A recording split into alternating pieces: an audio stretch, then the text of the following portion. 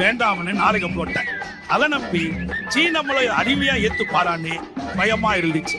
ஆனா எல்லிப்பி ஒரு தடவை தான் காலில் விழுந்த உடனே என்ன மறுபடியும் ஏத்திக்கிட்டாரு. எனக்கு ஒரே சந்தோஷமா இருக்கு. நான் உங்கள் வீட்டு அடிமை, இது ஊரறிந்த உண்மை.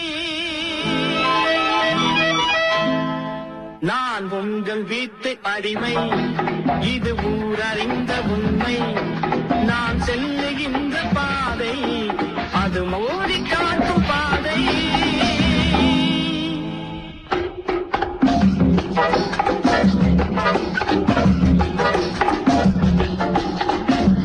வெட்கம் மானம் சூடு சுரவை எதுவும் எனக்கு இல்லை.